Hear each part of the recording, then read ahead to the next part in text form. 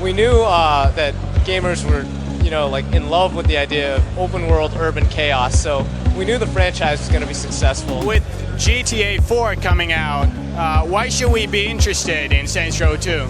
Saints Row 2 offers what we believe is going to be a very unique experience compared to the other open world games coming out this year. And this is all about grabbing you right from the start and never letting go. By the late 2000s, the urban sandbox genre was becoming more and more popular. Rockstar had laid the genre's foundations by 2004 with the GTA 3D Trilogy, but by the end of the decade, other developers were starting to catch up. Volition's first attempt with Saints Row was impressive, but it drew unfavourable comparisons to GTA.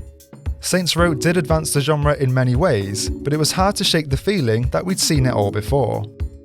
As the genre became more competitive, developers like Volition soon realised that to stand out, they needed to innovate and create their own identity. Maybe something like a super soldier agent, an actual superhero, or an intergalactic setting. Saints Row 2 follows this trend and succeeds in setting itself apart. It creates a world that is the perfect balance between silliness and seriousness, and expands its sandbox in incredible ways. New vehicles, new weapons, new mechanics, outstanding missions, and an open world that deserves to stand shoulder to shoulder with the best we have in gaming. While GTA 4's design philosophy was to restrict itself in the pursuit of realism, Saints Row 2 goes the opposite way. Where GTA 4 sometimes lacked variety, Saints Row 2 has variety in spades.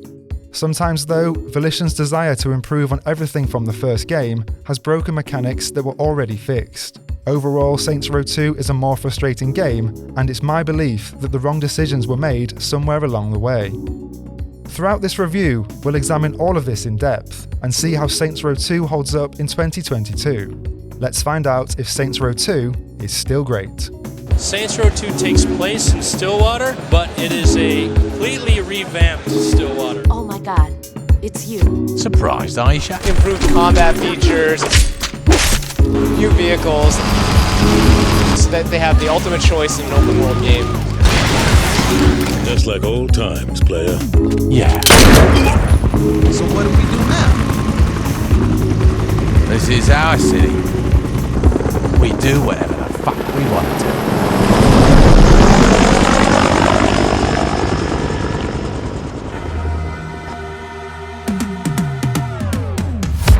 Saints Row 2 starts several years after the events of Saints Row 1. At the end of Saints Row, we learn that Troy is working undercover, Julius may have betrayed us, and we see the yacht we're on get blown to smithereens. This means between both games, we've been in a coma and the city of Stillwater has changed drastically. This premise is genius, because it not only allows us to fast forward time to see how things have changed from the first game, but it also means we can create a brand new character. Because we suffered some serious burns in the yacht explosion, we need to undergo facial reconstruction and change our appearance completely. We can customize our new character however we like. The amount of customization in Saints Row 2 is mind-blowing, where almost every part of the game is fully customizable. We can customize our cribs by changing its decor or entertainment system, and we can even customize our gang by changing their outfits and the vehicles they drive. If you wanted to have a gang full of ninjas, you can do that. Or if you wanted to go to a fancy dress shop and dress up like a member of a barbershop quartet, Saints Row 2 has you covered. You sure about that? The character creator alone is one of the best I've ever seen. We have all of the great customization from Saints Row that lets us change each body part in insane detail, but now we have new features like fighting styles, facial expressions, taunts, compliments, 20 different walking styles and different accents. We can actually change how our character speaks in the cutscenes, which was definitely the right move. Having a voice protagonist works much better in Saints Row 2. It makes the cutscenes less stilted and gives our character more of a personality. Please bring Johnny back. Just don't tell him I was worried.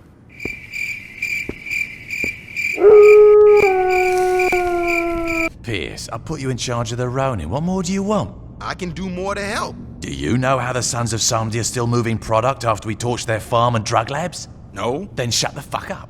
It's so good because we have complete freedom to create anything we want. I mean, you can literally create anyone, ranging from the Joker to Nico Bellic to real-life people like Barack Obama. And all of this is without any mods. It's shipped with Saints Row 2 on launch. Fuck you say? Once we've created our character, we escape prison and try to get the old gang back together. However, the Saints have disbanded since we've been in a coma, and 3 new rival gangs have moved into the city. The gangs are intentionally stylized and stereotypical, which feels a little out of place in 2022. The Sons of Samedi, for example, are a Haitian gang influenced by voodoo magic, whereas the Ronin are a Japanese gang who ride Akira-style motorbikes and all wield katanas. This in itself isn't great, but everything goes off the stereotype rails when a rival Chinese gang turns up who's led by a character called Mr. Wong. But hey, this was 2008, so let's swiftly move on. The narrative is essentially the same as the first Saints Row, where we eliminate the heads of each rival gang. However, unlike the first Saints Row, the narrative here has far more depth. For instance, the way we take down each gang is more interesting this time around, and shows how creative Volition are as developers. We do have a few basic missions where we get involved in stereotypical drug activities, but more often than not, Saints Row 2 is unique. I mean, look at this during the Brotherhood missions. This is at a point where their leader Mero disrespects the Saints by giving us a shitty deal. So, how do we decide is the best way to proceed here? You might think trying to renegotiate our terms is a good option. Well, that couldn't be further from the truth. What actually happens is, we spike Mero's tattoo ink with toxic waste, which permanently scars his face, and then we kidnap his girlfriend, lock her in the trunk of a car, and then make Mero accidentally crush the car with her in it. Yep, our character is not a nice person.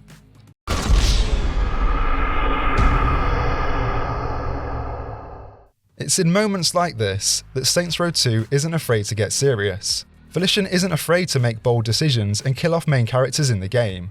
No one is off limits here, including Aisha from the first game. The moment that Aisha was killed by the Ronin genuinely left me stunned. And I mean, this isn't a game that is so ridiculous at times. It's in a game where we interrogate someone by beating them over the head with a blow-up sex doll. And it's in a game with actual jokes in the cutscenes. It must have been so tough balancing this humour with the serious moments, but Volition got it just right. The humour is perfectly balanced and never oversteps the line. It never goes too far and is always there to make us laugh just at the right moment. Sure, the narrative in Saints Row 2 isn't as shocking as The Last of Us 2 or as emotional as The Walking Dead, but for a game in this genre from 2008, it's really, really good. You know, I think around this time we were starting to see a turning point in video game narratives, where games realised they could be emotive and could be profound. I've said before that narratives were catching up with film and TV by 2004, but by 2008 we're seeing games go past film and TV to become something more. We're seeing more games becoming art. If we look at games around this time, we had BioShock and Mass Effect the year before Saints Row 2, and Gears of War 2 and GTA 4 in the same year. All of these games have gone down in history for this very reason. I still remember the moment with Dom's wife, even all these years later. And even though Saints Row 2 isn't quite on the same level as GTA 4, BioShock or Mass Effect, it is still better than most games. What I find baffling about the narrative though, is the way that Volition updated the character models from Saints Row 1. I think they were trying to make characters look more realistic, but it just doesn't work. A lot of the time, a character would appear in a cutscene, and I had no idea who it was supposed to be. I was sitting there like, who the hell is this? Then 10 seconds later I'd be like, oh shit, that's Troy. Or oh shit, that's Julius. Or oh shit, that's Barack Obama. It just pulls us out of the moment unnecessarily and leaves us confused. I see what Volition were going for, but to be honest, it was fine before. The Saints Row franchise is cartoonish anyway, so the old visuals worked with this tone.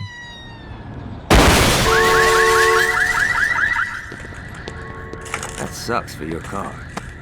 We better get out of here, the cops will be here soon. We actually see this cartoonish tone in the missions that are so over the top they might as well be a parody. Like in one mission, where we plant bombs on each floor of a hotel and base jump down to the hotel reception as the bombs explode behind us. It's pleasantly surprising coming from Saints Row 1, where the missions all blended into one. We'd usually go to an area and clear out some enemies, or we'd have a turret section that felt like we were playing the side content. I highlighted that this was because Saints Row 1 has a small sandbox, and as a result we have less options to design missions around. In Saints Row 2, this is no longer a problem, as Volition has massively expanded the sandbox. Now we have a ton of new weapons, new vehicle types, and brand new mechanics. This is already a good start, but what's great about the missions is that Volition has handcrafted the objectives to use all parts of the sandbox. Seriously, the main missions in Saints Row 2 are absolutely outstanding, and honestly some of the best we have in the genre. I'd love to spend half an hour talking about each one, but let me give you a handful of examples and you'll see what I mean. We have missions where we take down the Ronin inside Wardle Airport, before chasing down our final target on a baggage handler. Or a mission on the waterfront where we use an attack plane to blow up a series of boats. Turret sections where we're shooting outside of a helicopter with a light machine gun. A mission where we go undercover at the police station to steal some important data. And a mission where we land on a moving freighter with a helicopter to hijack a weapon shipment. Like, this is incredible, and it's only 5 missions out of 42. I think any game that includes this much variety is already worthy of praise. However, the greatest games also understand that we need unique mechanics that are used sparingly. Rockstar are masters of this in the GTA games, like how GTA 5 uses unique mechanics for each heist that are used once and never used again. So, how does Saints Row 2 do here? Saints Row 2 absolutely excels here, with unique mechanics scattered across every mission chain. The best example of this is during a mission for the Brotherhood, which is actually when we lace Mero's tattoo ink with toxic waste. But prior to the moment Mero gets inked, we have to steal the toxic waste, which involves driving to the nuclear power plant by boat and hunting down the toxic waste with a Geiger counter. The signal on the Geiger counter increases the closer we get, as we run around the facility trying to avoid the guards. This is on par with the best missions in other games, like Black Project in San Andreas. Both missions are unique and are full of surprises along the way.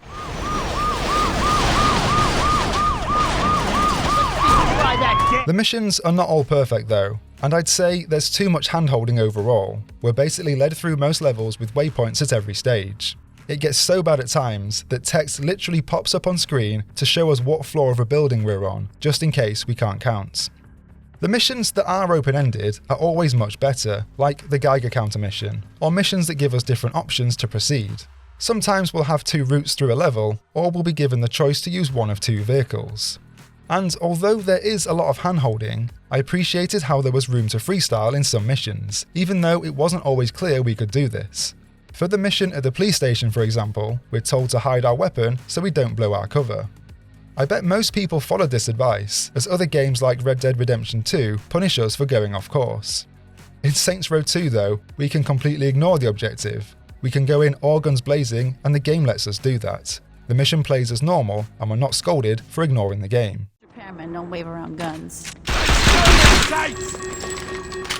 The fact that objectives are hidden to us actually created one of the best moments in the entire game.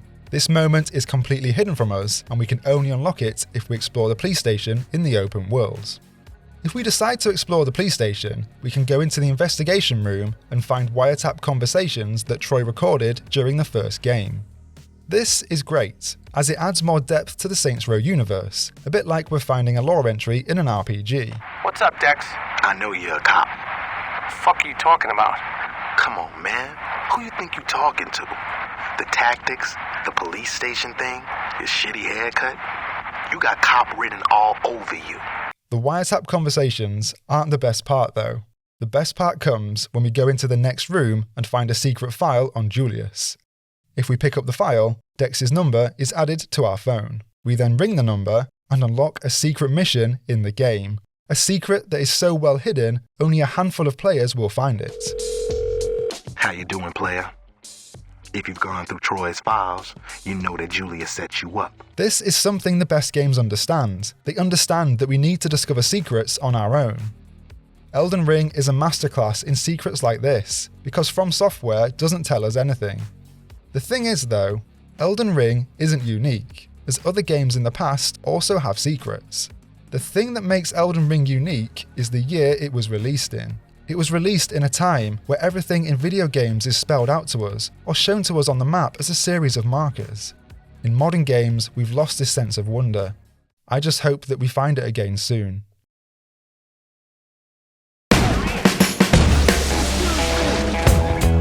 Okay, let's talk about the side content. The side content is another area that's seen massive improvement from the first game, and I'd say what we have here is some of the best side content in any open world game. Full stop. We have the best activities returning from the first game, like Mayhem, Insurance Fraud, and Strongholds, but now we have brand new activities that are so creative they put other games to shame. The Strongholds in particular have taken everything that was great from Saints Row 1 and built on it to create something special. All of the Strongholds still have the same level of variety from the first game, but now they take place in some incredible combat arenas. To give you an idea of the quality here, the Strongholds go from disrupting drug dealers at the local university that finishes with a fight through the student union, to trashing a casino hidden beneath a rec centre, including a shootout on the basketball courts, to the absolute highlight in Stillwater's Science Museum as we fight past different exhibitions across multiple floors.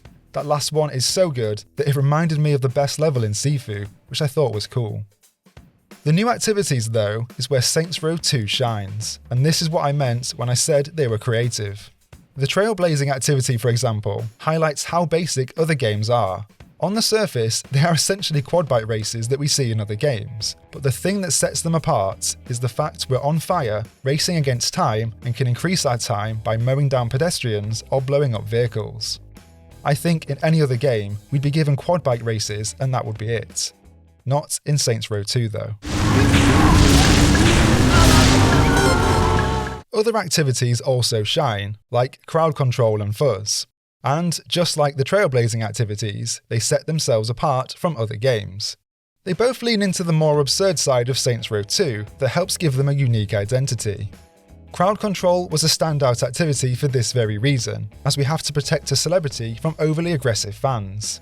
However, as this is Saints Row, this translates to grabbing the fan and hurling them into an object, like an aeroplane turbine, or onto trampolines, or onto an excavator bucket that flings them into the air.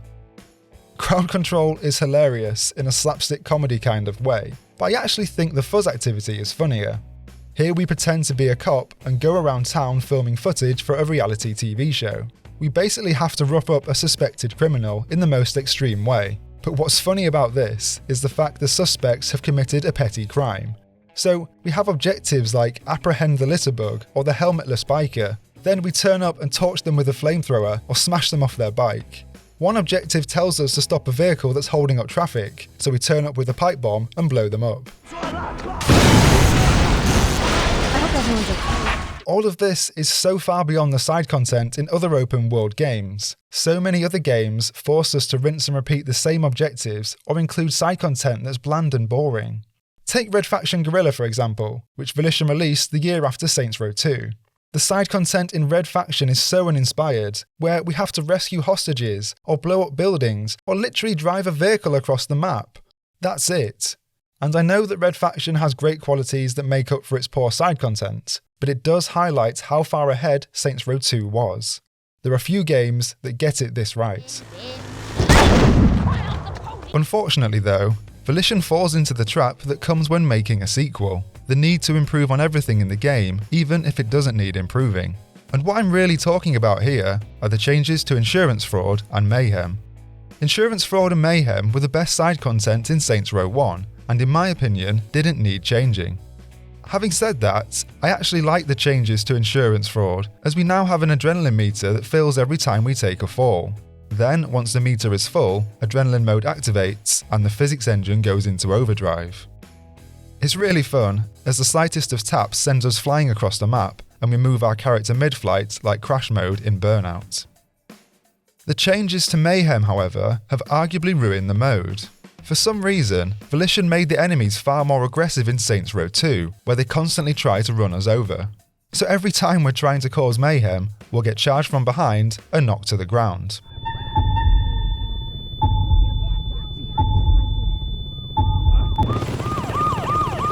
On top of this, we now have attack helicopters that fire homing rockets at us with no warning. It's so frustrating, because we'll be having a good run with a high combo meter, then we'll get run over from behind, or a random rocket will hit us out of nowhere. I don't think this is what Mayhem is about. Mayhem is about mindless fun, blowing shit up and switching off. And this just isn't true for Saints Row 2, because Mayhem is more about staying alive than it is about causing mayhem. And I know why Volition made these changes, as they wanted to make the mode more intense and more chaotic. But in my opinion, they went too far in order to achieve this.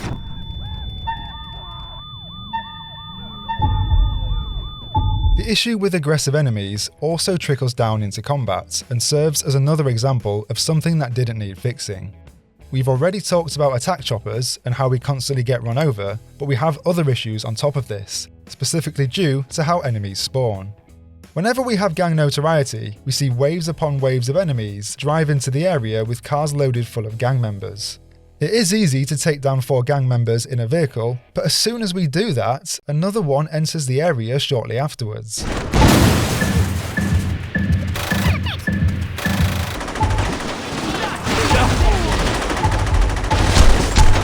It just means that in these situations, combat becomes a chore, where we have to thin out enemy numbers just to focus on our objectives. A bit like we're pushing a boulder up a hill, only to see it fall back down again. To be clear, this is nowhere near as bad as something like Red Faction Guerrilla, where we're constantly being shot at by 20 EDF soldiers from all angles, but I still found it enough of a problem to be annoying, and more annoying than Saints Row 1. This was definitely a feature in the first game, but it was much rarer to have maximum notoriety, and we also didn't have gang members trying to mow us down 24/7. You know, when I make these reviews, I always try to give the developers the benefit of the doubt. I always try to understand where they're coming from when they design certain systems. And if we look at Saints Row 2 with this in mind, part of me thinks these issues are intentional. I think Volition were, in fact, aware of these frustrations because they included ways in the game to tip the scales back in our favour. In my Saints Row 1 review, I highlighted that the reward system was one of the best parts of the game. We complete 8 levels of an activity and we get a powerful perk or a unique weapon as a reward. Well, in Saints Row 2, the reward system is even better than the first game, because now we get one reward at level 3 and a final reward when we beat the activity at level 6. And these rewards are so good that they fundamentally change mechanics in the game. For example, one reward unlocks a 15% damage reduction for explosions, whereas another makes sure we take less damage from enemy vehicles. On their own, these rewards aren't that groundbreaking, but when we're aware of the issues I've just discussed, they are. Even the issue with ammo from the first game has been fixed, as there's a perk that gives us unlimited pistol ammo to make sure we never run dry. This is actually perfect, and it shows how in touch Volition were with their game. Each one of these perks are designed to give us the best possible experience in Saints Row 2. Every time I found one, it was incredible, like I just found the rarest drop in any looter.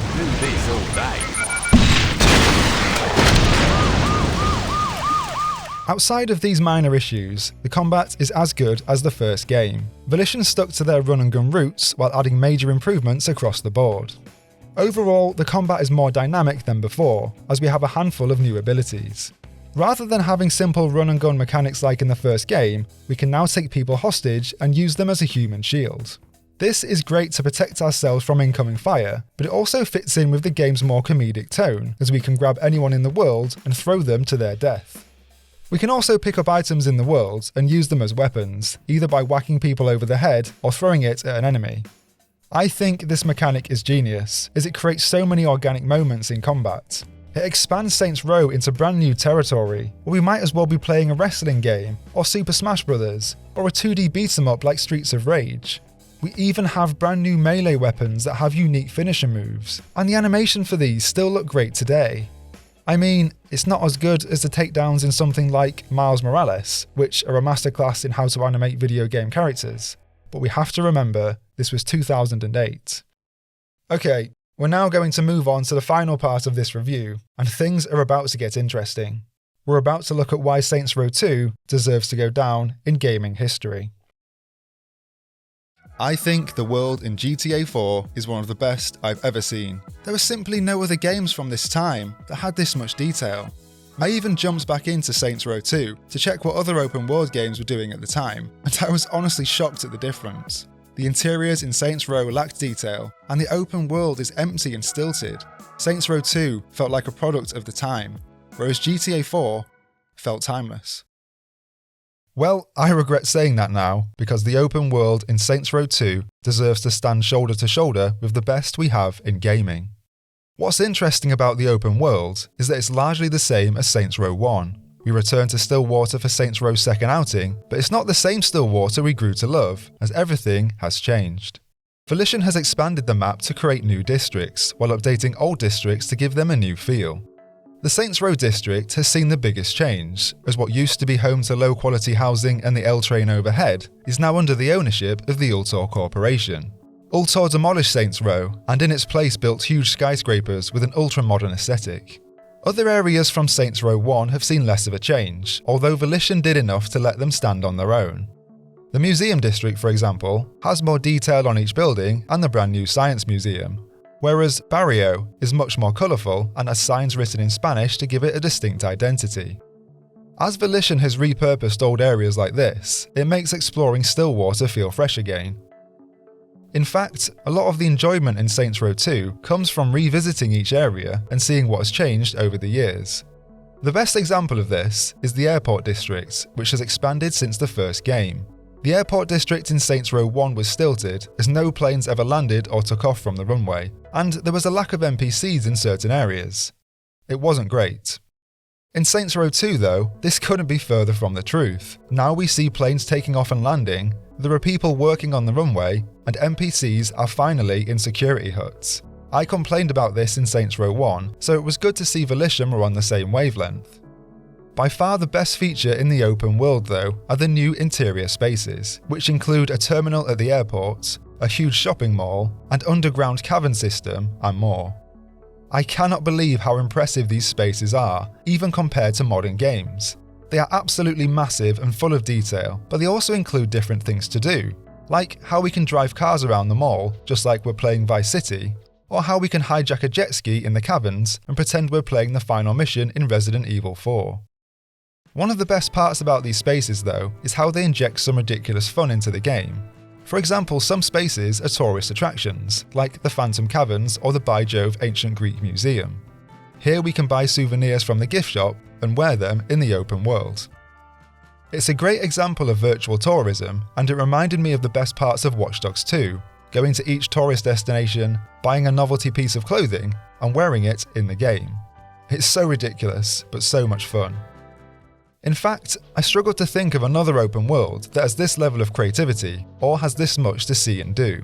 There's an absurd amount to see in Stillwater, where I was constantly stopping as I moved through the world, whether it was a sculpture placed in the perfect position to catch our eye, or one of the many interesting shop signs. The downtown district was the absolute highlight here, with neon lights and flashing advertisements like actual Times Square. I'd be happy to say this is as good as Star Junction in GTA 4, and even better in some ways. For example, all of the signs downtown are fully destructible, which is a really cool detail.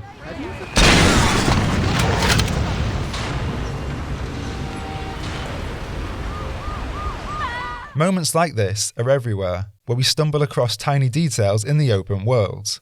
This was actually a core design pillar for Volition, as they wanted to create what they call "oh wow" moments in the open world. Moments that make the world exciting, where we never know what's waiting around the next corner.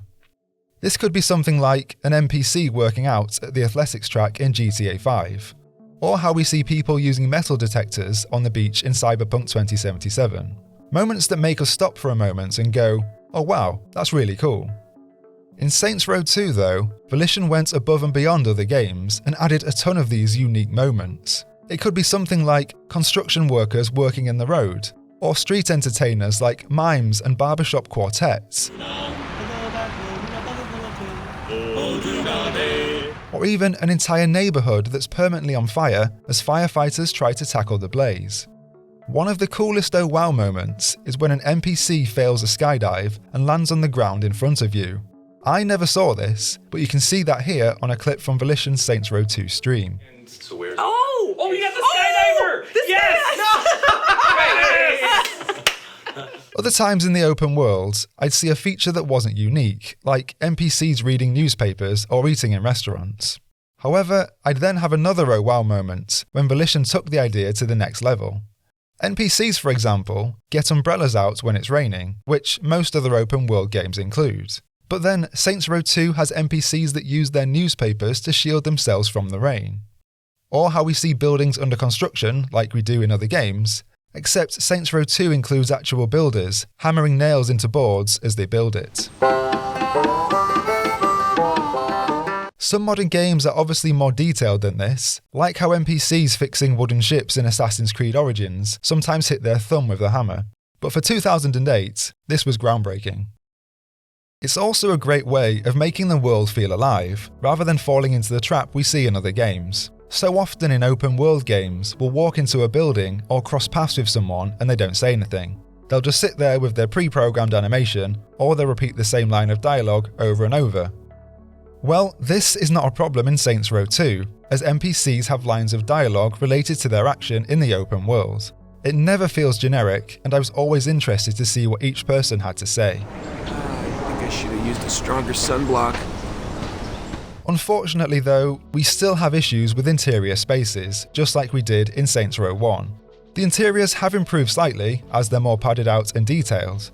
You can see here that the same bar from the first game has been improved, with people sitting around drinking or playing on arcade machines at the back of the room. But then the issue here is that the animations are copy and pasted across NPCs. If we stand and watch the people at the bar, they perform identical actions back to back, and all of the immersion is gone. And this wasn't just an issue in this one bar, you can see the same animations for everyone inside this casino. Arguably, this is due to the age of Saints Row 2, as animation work wasn't at the same level as it is today. But I would say that I never had the same experience in GTA 4. I never felt the immersion break, even though GTA 4 came out in the same year. It's an area that I hope would be fixed in a remaster or a remake, something which Saints Row 2 is crying out for. I know that remasters are a controversial topic these days, but Saints Row 2 would really benefit from a fresh lick of paint. The visuals for one need updating, as Volition added this ugly brown filter to the game, I think to make everything more gritty. It doesn't work though, as it makes the game look flat. Things are slightly better at night, when we see neon signs light up the sky, but imagine how good this would look with modern graphics. I should say though, it would have to be a proper remaster. I mean, it wouldn't work if Volition just copy and pasted the source code into a new engine and didn't fix any of the bugs. But I mean, who would do that?